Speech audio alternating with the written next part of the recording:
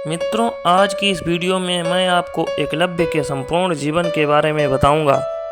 एकलव्य को कुछ लोग शिकारी का पुत्र कहते हैं और कुछ लोग भील का पुत्र।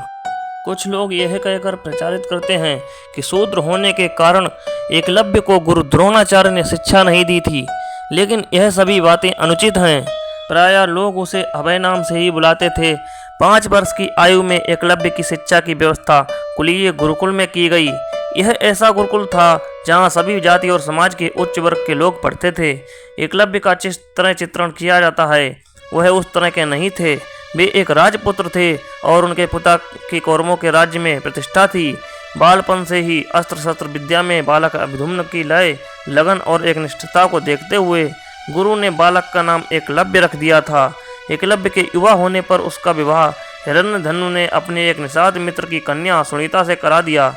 महाभारत में वर्णित कथा के अनुसार एकलव्य धनुर्विद्या सीखने के उद्देश्य से द्रोणाचार्य के आश्रम में आया, किंतु उन्होंने भीष्म पितामह को वचन दिया था कि वे कौरव वंश के राजकुमारों को ही शिक्षा देंगे और अर्जुन को वचन दिया था कि तुमसे बड़ा कोई धनुर्धर नहीं होगा।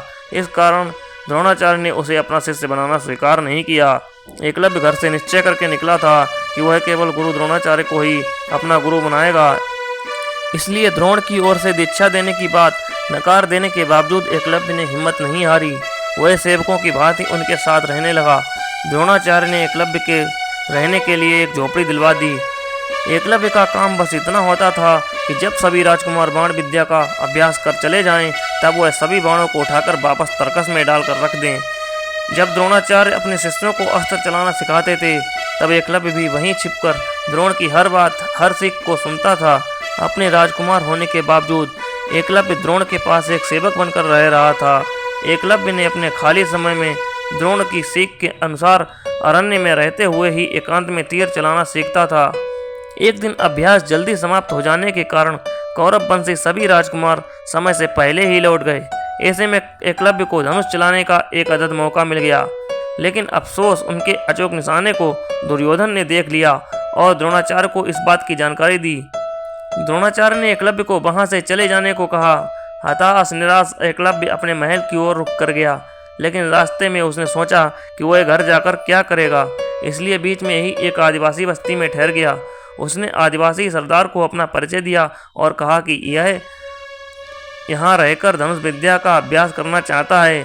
सरदार ने प्रसन्नतापूर्वक एकलव्य को अनुमति दे दी। आदिवासियों या भीलों के बीच रहने के कारण एकलव्य को शिकारी या भील जाति का मान लिया गया।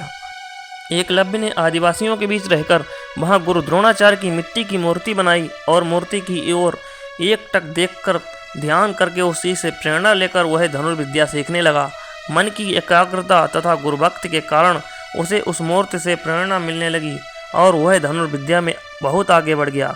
जिस वन में एकलव्य अभ्यास करता था, उसी वन में एक दिन पांडव और कौरव राजकुमार गुरु द्रोण के साथ शिकार के लिए पहुंचे। राजकुमारों का कुत्ता एकलव्य के आश्रम में जा पहुंचा और भौंकने लगा।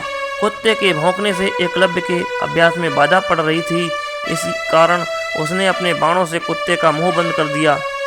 एकलव्य ने इतनी कुशलता से इस प्रकार बाण चलाए थे कि कुत्ता भौंक नहीं पाया, पर साथ ही साथ उसको किसी प्रकार की चोट भी नहीं लगी। जब यह कुत्ता पुनः गुरु द्रोण के पास पहुंचा तो धनुर्विद्या का यह कौशल देखकर सब दंग रह गए। तब बाण चलाने वाले की खोज करते हुए वे एकलव्य के पास पहुंच गए। जब गुरु द्रोण को यह आभास हुआ कि एकलव्य उनके प्रिय शिष्य अर्जुन से श्रेष्ठ बन सकता है, तो उन्होंने गुरु दक्षिणा में उसका अंगूठा मांग दिया और एकलव्य ने अपना अंगूठा काटकर गुरु को दे दिया। इसमें गौर करने वाली बात यह भी है कि द्रोणाचार्य ने जिस अर्जुन को महान सिद्ध करने के लिए एकलव्य का अंगूठा कटवा दिया था, उसी अर्जुन के खिलाफ उन्हें युद्ध लड़ना पड़ा और उसी अर्जुन के पुत्र की हत्या का कारण भी वे ही बने थे और उसी अर्जुन के साले के हाथों उनकी मृत्यु को प्राप्त हुए थे। एकलव्य के पिता श्रृंगबेरपुर के राजा थे। उनकी मृत्यु के बाद एकलव्य इस राज्य का राजा बना। एकलव्य ने निषाद भीलों की एक सशक्त सेना बनाई और अपने राज्य का विस्तार किया। एकलव्य अपनी विस्तारवादी सोच के चलते जरासंध से जा मिला। जरासंध की सेना की तरफ से उसने मथुरा पर आक्रमण करके यादव सेना का लगभग सफाया कर दिया था। इसका उल्लेख विष्णु पुराण और हरिवंश पुराण में मिलता है। जब ये सूचना श्री कृष्ण के पास पहुंचती है तो वे युद्ध करने आ जाते हैं। श्री कृष्ण जानते हैं अगर एकलव्य को नहीं मारा तो महाभारत युद्ध में वह कौरवों की ओर से लड़ेगा और पांडवों की परेशानियों को बढ़ा सकता है। श्री कृष्ण और एकलव्य के बीच में युद्ध होता है जिसमें एकलव्य मारा जाता है। एकलव्य के वध के बाद उसका पुत्र केतुमान राजा बनता है। महाभारत युद्ध में केतुमान कौरवों की सेना की ओर से पांडवों से लड़ता है और भीम के हाथों मारा जाता है। पर यह कथा यहीं समाप्त नहीं होती है। एकलव्य ने फिर धृष्टद्युम्न के रूप में जन्म लिया। यह द्रौपद नरेश का पुत्र और द्रौपदी का भाई था, जिसे द्रौपदा नाम से भी जाना जाता है। महाभारत युद्ध में द्रौपदा भी शामिल था और उसने द्रोण को मारकर अपना बदला लिया था।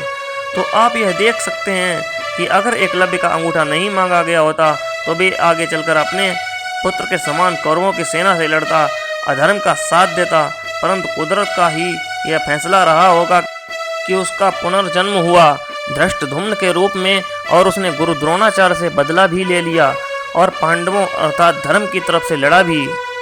दोस्तों, अगर आपको हमारी ये वीडियो अच्छी लगी हो तो हमें कमेंट में ज़रूर बताएं और वीडियो को लाइक कर दें। साथ ही हमारे चैनल को सब्सक्राइब कर लीजिए और बेल आइकन को प्रेस कर दीजिए ताकि हमारी नई वीडियोज़ का नोटिफिकेशन आपके पास सबसे पहले आ सके।